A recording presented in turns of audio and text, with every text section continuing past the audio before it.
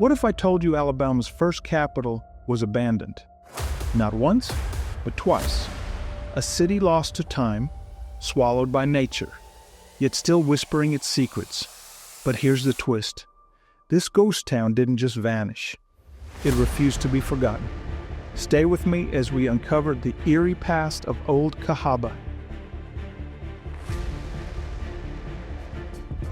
What happens when a city is abandoned? Not once, but twice.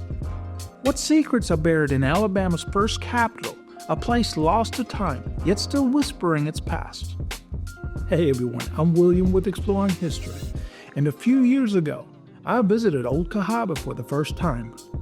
I thought I was just taking a quick trip to a forgotten ghost town, but I was wrong. From the moment I stepped foot there, I was hooked. The history, the mystery, the stories hidden beneath these ruins. I know one day I will have to go back.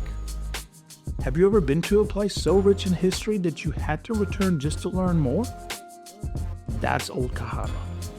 And today we're diving deep into the incredible rise, tragic downfall, and the secrets still waiting to be uncovered. A few years ago, I heard whispers of a ghost town, one that had once been Alabama's first capital. The idea of a lost city, forgotten by time, intrigued me. Curiosity got the best of me, and I set off on a road trip to see it for myself. I had no idea just how much this place would capture my imagination. When I arrived at Old Cahaba, I found more than just ruins. I found a place teeming with history, a silent witness to Alabama's earliest days. Nestled between the winding Alabama and Cahaba Rivers lie the ghostly remains of a once thriving town, Old Cahaba. In 1819, Alabama's first capital was carved from the wild southern frontier, a symbol of ambition, vision, and the promise of a new state. But today, only moss-covered columns and weathered grave markers whisper Cahaba's secrets to those who come to listen.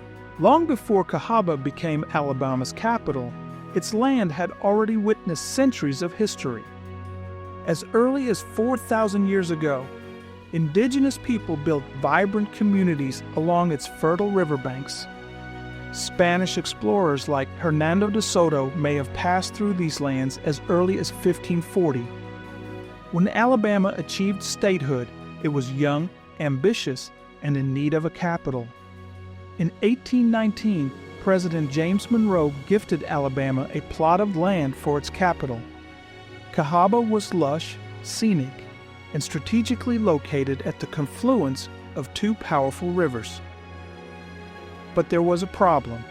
Its low-lying position made it vulnerable to flooding. Despite this risk, construction began, and by 1820, Alabama's government had taken up residence in Cahaba. At first, the town flourished. Alabama's politicians, merchants, and settlers walked its bustling streets, and commerce thrived. But fears of flooding, along with concerns over the town's unhealthy atmosphere, cast a shadow over its future. By 1826, critics had convinced the state legislature to move the capital to Tuscaloosa. Almost overnight, Cahaba was abandoned. Yet the rivers wouldn't let go of Cahaba so easily. In the years that followed, the town reinvented itself as a thriving commercial hub, a gateway for black belt cotton bound for Mobile's port. By the eve of the Civil War, Cahaba had risen again, with a population of over 3,000, but its prosperity wouldn't last. When war broke out, the Confederacy seized Cahaba's railroad to extend a critical supply line. The town's once thriving streets soon bore witness to the horrors of war, as Castle Morgan, Cahaba's infamous Civil War prison, filled with Union captives. Then, in 1865, the river delivered the final blow, a devastating flood that swallowed the town. With the county seat relocated to Selma, Cahaba's economy collapsed. Homes and businesses were dismantled, their materials sold off or left to decay. The once bustling capital faded into a ghost town, reclaimed by nature. Yet even in abandonment, Cahaba's story wasn't over. During Reconstruction, its empty courthouse became a meeting place for newly emancipated African Americans. Freedmen and their families built new lives here, farming the abandoned land and turning deserted streets into fields. For a brief time, Cahaba became known as the Mecca of the Radical Republican Party. But like the city before it, this chapter too faded into history. Today, Cahaba is a place of echoes, a silent testament to the ambitions of Alabama's early settlers, the resilience of its freedmen, and the fragility of human endeavor. The Alabama Historical Commission continues to preserve its remains, uncovering stories and artifacts that connect us to the past. Walking through its ruins, I couldn't shake the feeling that there was still more to discover. Layers of history waiting to be uncovered, stories lingering in the air. One visit isn't enough to grasp all that Cahaba has to offer. It's a place that calls you back, urging you to listen more closely to the whispers of those who came before. Because Old Cahaba is more than just a forgotten town. It is a testament to time itself, a reminder that history is never truly silent. What will we learn from this ghostly echo of the past? And what stories might future generations find in the ruins we leave behind?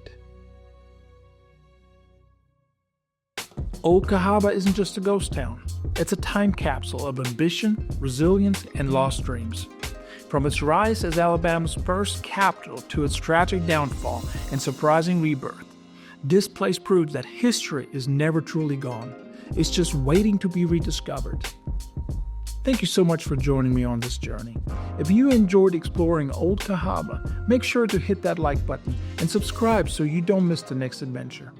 And I want to hear from you. What's the most fascinating ghost town you ever visited? Drop a comment below.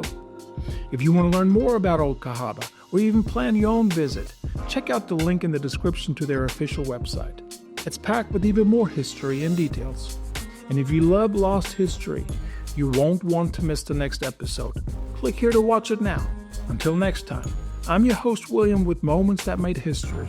Stay curious, keep exploring, and I'll see you in the next adventure.